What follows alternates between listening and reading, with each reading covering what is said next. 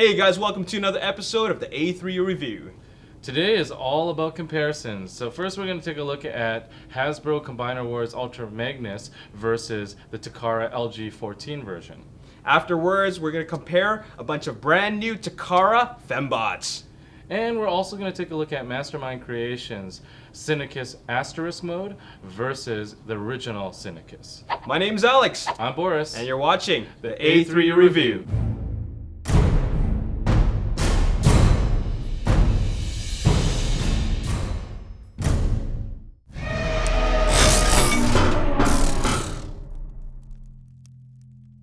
So, with our first comparison, we are going to look at Ultra Magnus. We got Takara and Hasbro, and the differences are quite clear, actually. Takara's going for more toon accurate. Yeah. Whereas Hasbro is going for more toy accurate. Yes. And to be honest, on the outset, both of them look really good to me. I agree. I don't knock either one. Right off the bat, you notice the difference in the blue. Mm-hmm. That is what signifies the toy color versus the toon colors. Mm-hmm. And then going off of that theme, you start seeing the paint apps and the differences right away. Yes. You probably noticed, Alex, that the legs. Yep. The red versus the white. Yep. What do you think of that? I like the red more. I think that there's just a little bit too much white here. I mean, it looks fine as it is right now, but once you put it here to compare, I guess the level of whiteness is off balance, where this kind of keeps all the colors in check. Like there's just enough blue, there's just enough red, and there's just enough white. I like the blue and this white. Mm-hmm. That's what makes me like this one more, because this white is more of an off-white. It's almost like a hint of, like, it's almost like they have white and then they put a little bit of red and then just stir it around, and now you have this kind of really light pinkish white. I mean, I never noticed it before until you put it next to each other, and then now you see that it's off. Yeah, Hasbro whites have typically been either a shade of yellow, yeah, or some sort of shade of red. Yeah. I guess it makes the white a little bit warmer. Okay. Whereas Takara, I can always describe their white as a very sharp white. And this is also not the deep red that you get with the Takara. It's that's right. The very Hasbro kind of lighter red. Yeah. You know, where you start noticing the big differences, once again, are in a lot of the details as well. Yeah. I mean, we pointed out the red. Yeah. That gives it this kind of extra little bit of contrast. Yeah. I mean, they could have went with white very easily, but they did not. But then as you scan down, you start seeing where they've also done things like given that extra little paint detail to the feet. That really helps to break it up. Yeah. The foot here, as you can see, it kind of meets with this kind of like almost like a hinge. Yeah. Even though this part is not a real hinge, it gives that kind of metallic finish to it, so it feels like it breaks it up a little bit, whereas this is just one solid piece of blue plastic. Yeah. Definitely a missed opportunity there that, you know, Hasbro always seems to kind of miss little details like that. Yeah. Again, not a knock, just, you know, it is what it is. Yeah. That's how they run their schemes. Same thing with, you know, notice the nice yellow. The yellow highlights. That's a really nice touch in there. It is. I like the yellow because, again, it breaks this monotonous white. And I mean, you got the reds happening here on the Hasbro one. Yeah. But it still is, you know, it feels like it's missing something. Yeah. Right? Takara definitely fills that in. The framing that they even do. Yeah. Up to towards its crotchal area. Yeah. It's same thing here. They just kind of leave it all this one color. And I think that's where when you have one color meets another color of plastic. Yeah. I mean, people call it cheap. It's not really cheap. It's just that it really doesn't signify or break up that kind of flow of plastic coloring. Yeah. Whereas Takara's done a really good job of doing that with the paint.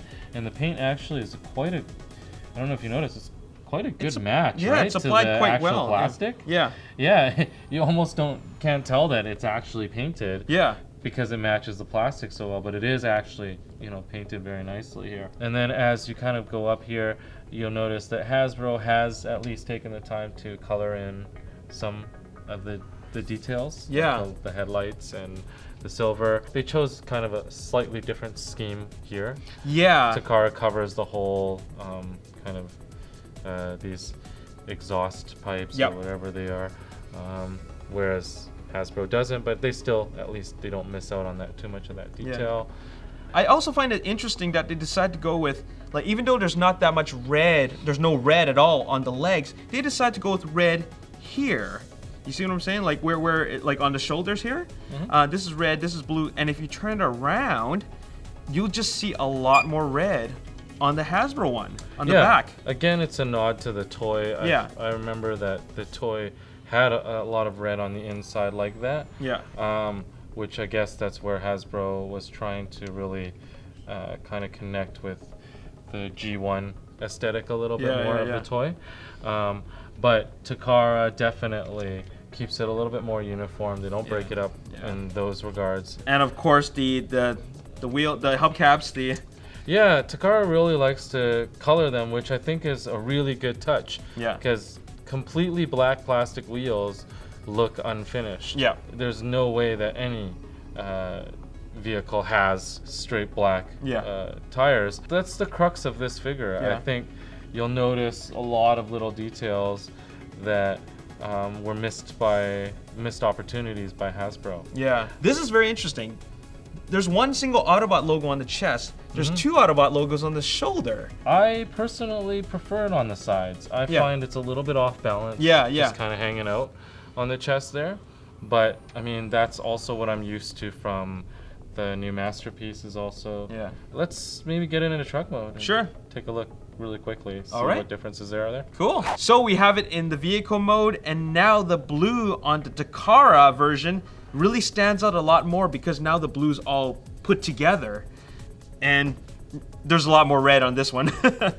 It's definitely a very different looking toy once it's transformed into Very a truck. different.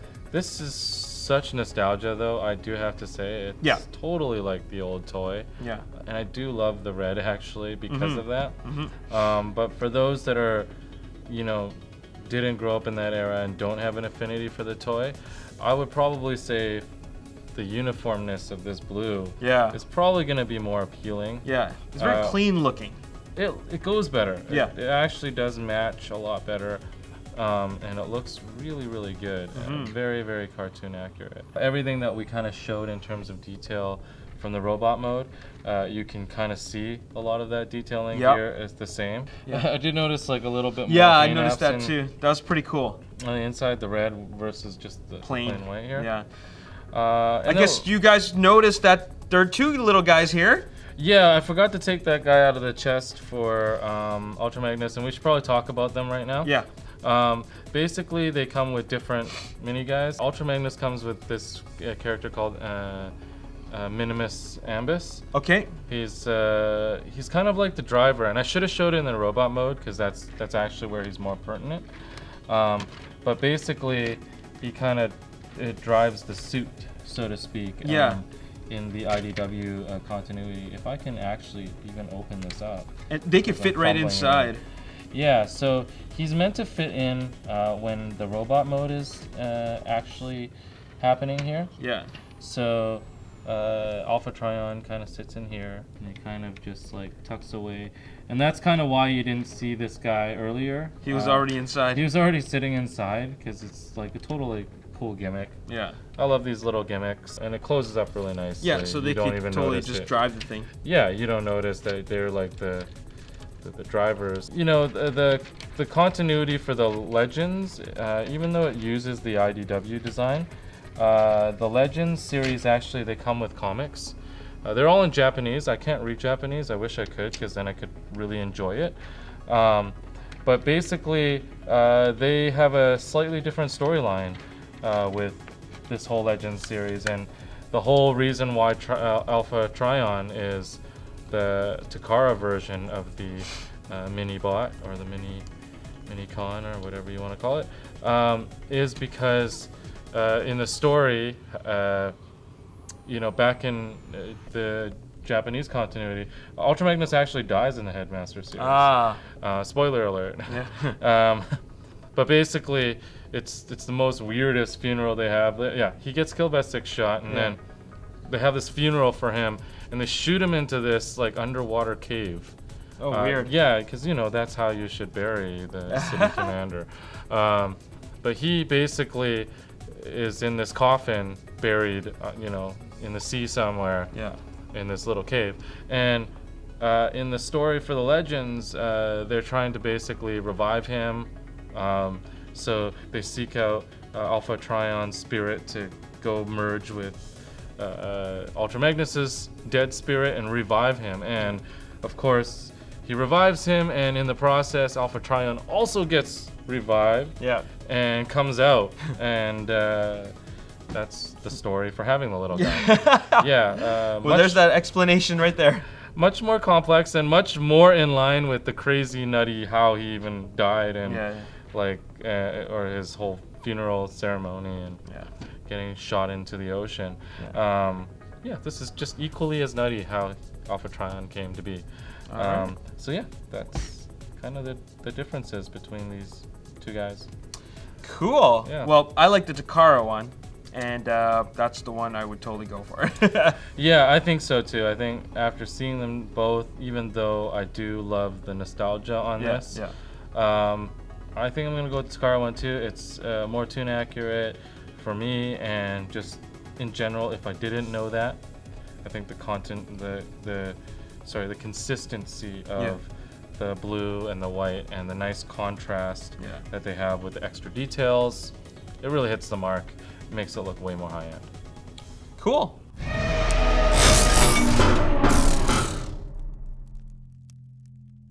And now for our next comparison, we have a bunch of Fembots that were recently released. Yeah, that's right. These are less comparisons as more looking at the differences maybe of the retoolings of these different Fembots. These are all the Takara versions, of course, and the most recent releases are the three in the middle here: Slipstream, Black Arachnia, and Nightbird. Yeah, and Slipstream is a retooling of Windblade. That's right. And Nightbird is a retooling of RC, and Black Arachnia is a retooling of Black Arachnia. Yeah, it's actually based off the animated series. Yeah. I wish I had it, but I don't actually have that figure. Yeah. It was a very popular figure in the animated series as well.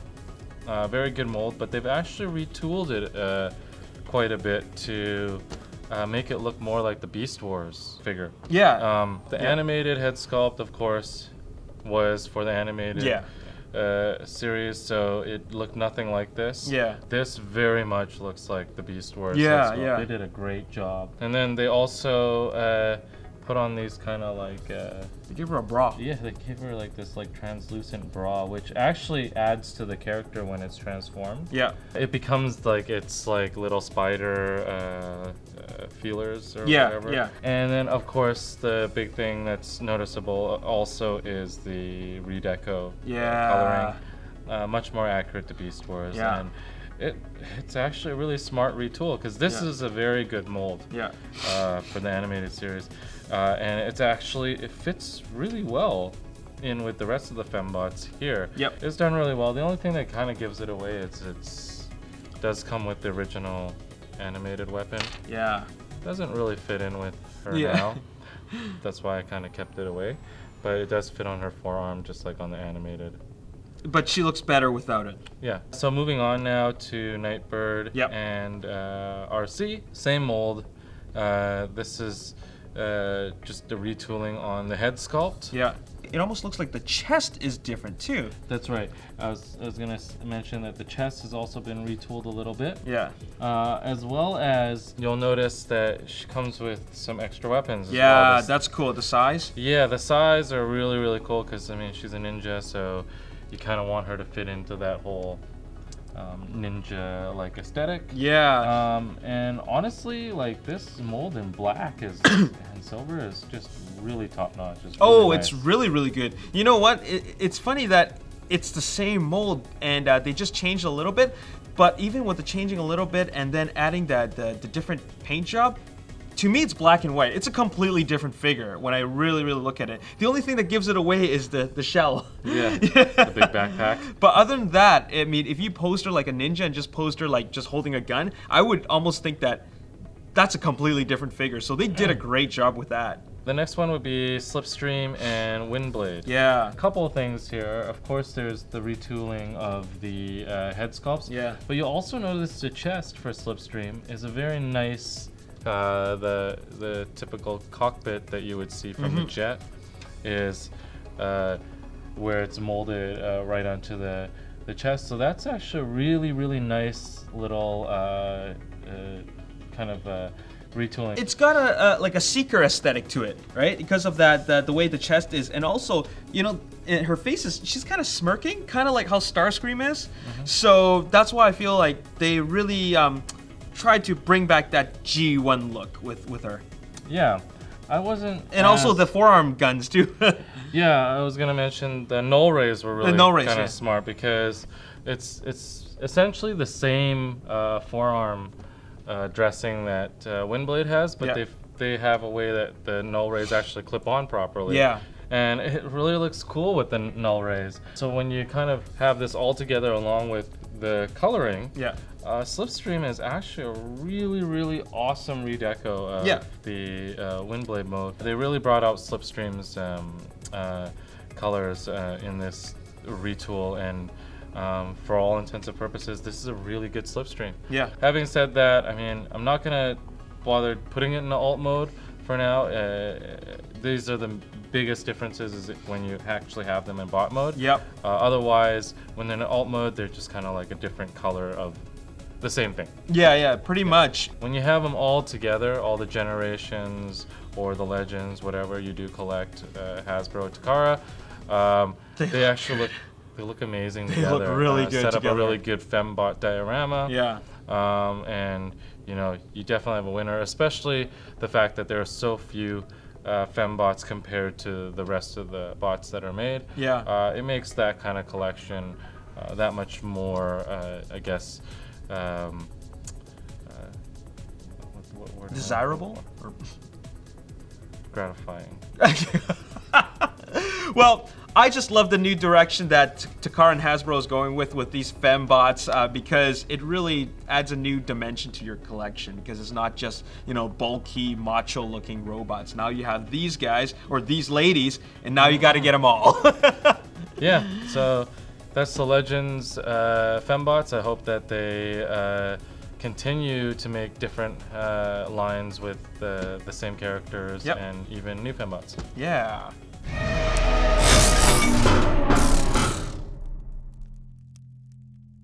And our last comparison for today's episode is Mastermind Creations Cynicus. Here's the original version, and this is the latest version. What are they calling this? The Asterisk mode. Asterisk mode. Yeah, so it's basically a black version of Cynicus. This was sold at, I believe, in Singapore as an exclusive, and in North Carolina as an exclusive for TFCon. You won't see it on camera here, but this boasts also a glow-in-the-dark feature. Get out of here! Yeah, when you turn off the lights, it has a little bit of a glow-in-the-dark paint. Kind of cool. What can I say? It's a big difference, obviously. Yeah. Anything in black, I love. Yeah. But I love the little gold highlights that they kind of put on this. I think it goes really well together. In fact, I like the black one more because it feels more appropriate. He's like a sniper. He's kind of stealthily looking. So to have him in black just makes it feel complete. Yeah, and I mean, when you transform them too, which we're going to do in a second here, they actually, as a gun accessory, they have quite a different look to it. The black, sleeker looking gun. Yeah, I'll bet. Actually looks nicer to me. As a gun. So why don't we get it into gun mode and let's do that. Take a look at the differences. Sure. So now we have it in the gun mode, and this looks like a really nice gun. Black, dark gray, little bit of orange highlights. It feels more like a gun. Definitely the colors come together a lot better on this, and when it is in a sniper mode, it clearly shows that it's, you know, guns belong as black. Yeah. Once you go Yeah. black. Once again, you know, this is the color scheme it's supposed to be. Yeah. I just feel that it definitely looks better in the black deco with the nice orange highlights. And I've actually got it in a mode where he's got this big handle on the end. Yeah. And it's supposed to be held by Feral Rex. I have it in my own collection, him holding Cynicus. And then I tried the actual black version of the gun, and the black one actually looks a lot better with Feral Rex.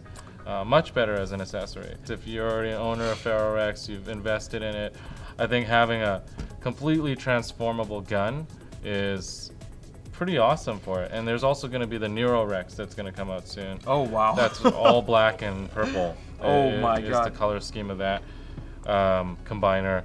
And I bet the black will go really nicely with this as well. I definitely do agree that this version of Cynicus does go better with Feral Rex because it's all the right colors. You got black and orange, and his Feral Rex's main colors are black and orange. So this feels like it makes the Feral Rex complete. Yeah, definitely. And that's, of course, not the main intention of the figure itself. Once again, it is an homage, and it's going to work with some other figures that will be coming out soon that work with the whole entire line. Yeah. He's actually able to sit in the character that turns into the electric chair. And he's going to be able to sit in that electric chair. So a lot of fun when it comes to this figure in general. Yeah. And that's why I wanted to take a look at the black version, because if you didn't get a chance to get the regular, or you thought, I don't really have an affinity to the character, I didn't like the colors, this may be a reason to actually get it. Now, most retailers have a limited supply of these. These are a limited version, but you could still get it at some retailers. So I would recommend that if you do like the black version, to go and get it now, because otherwise it's gonna disappear and then it's gonna go up in price on eBay and all those secondary markets. So yeah, I mean, that's my 2 cents. I think that definitely in terms of the color, black is better. If you're looking for a proper homage, you can't really beat the original Cynicus. And there you have it. That's a comparison of the regular Cynicus with the Asterisk mode Cynicus. That's right. And that's our episode for today. We hope you enjoyed it. We had a look at a lot of comparisons today, so please tell us in the comments below which ones you like. And as always, if you enjoyed this video, hit the like button, subscribe to the YouTube channel, like us on Facebook, Ages 3 and Up, and also follow us on Twitter at Ages 3 and Up. We'll see you next time. See you next time. Peace.